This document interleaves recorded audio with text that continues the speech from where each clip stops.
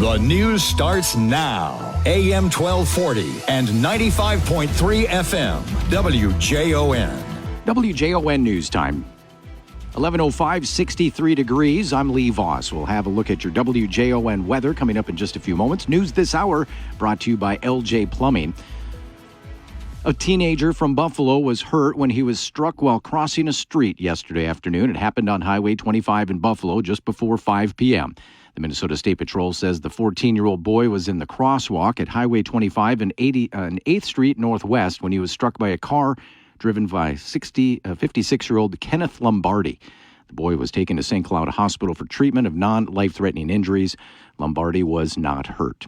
One person was hurt when two cars and a semi-truck crashed yesterday afternoon. The State Patrol says at around 3:30 p.m., a car driven by 76-year-old Jacqueline Daly of Turtle Lake, North Dakota, an SUV driven by 55-year-old Daniel Bierga of Motley, and a Peterbilt semi-truck driven by 54-year-old Daniel Sherbert of Wanawak, Wisconsin, were all going westbound on I-94 near St. Joseph when they collided. Daly was taken to St. Cloud Hospital with non-life-threatening injuries. Bierga and Sherbert were not hurt in the crash. An ATV crash at a landfill yesterday sent one person to the hospital. The Morrison County Sheriff's Office says they got a call at around 10:40 a.m. of an ATV crash at the Morrison County landfill near Little Falls. Once on scene, deputies found 57-year-old Jody Mueller of Long Prairie pinned under a side-by-side ATV. Authorities say Mueller was performing work duties with the ATV and going down a hill at an angle when she rolled and ended up pinned under the vehicle. Mueller was taken to St. Gabriel's Hospital in Little Falls with unknown injuries. Minnesota is seeing the highest number of whooping cough cases in 8 years. Department of Health senior epidemiologist Victor Cruz says the illness impacts all age ranges. Most of the cases that we've had have been in adolescents and children, especially around that 10 to 14 year age range. We have had cases in all ages of Minnesotans. There have been more than 1,000 reported cases of whooping cough already this year compared to just 61 last year. Minnesota continues to see promising job numbers in the clean energy sector, but industry voices say it's not just solar installers they need. Andy Kim with EVS Engineering in the Twin Cities Metro says over the past decade they've grown from about 35 staff members to nearly 200. The hard part? Finding enough people to fill the accelerated pace of openings.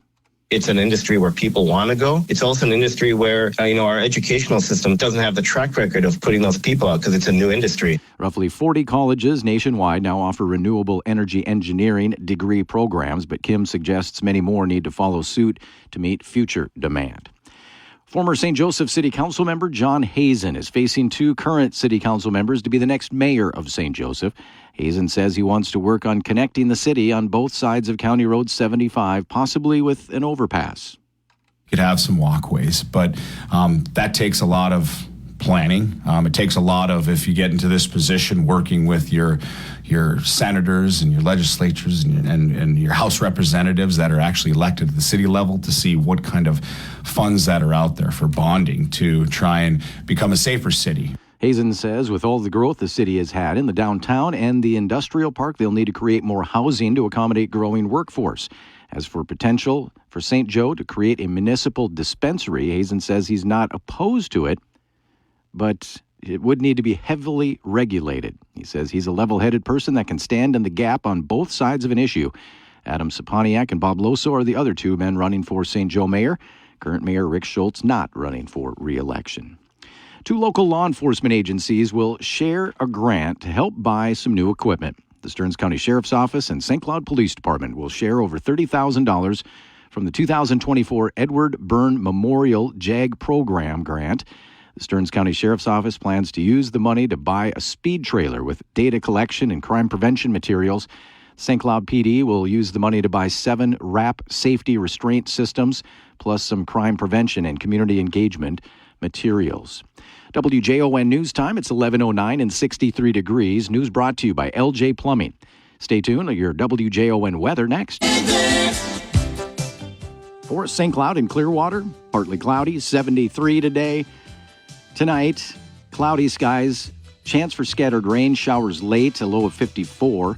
About a 50% chance of some rain, but not looking at a lot of rain. Tomorrow could see some leftover showers early, then cloudy and 67.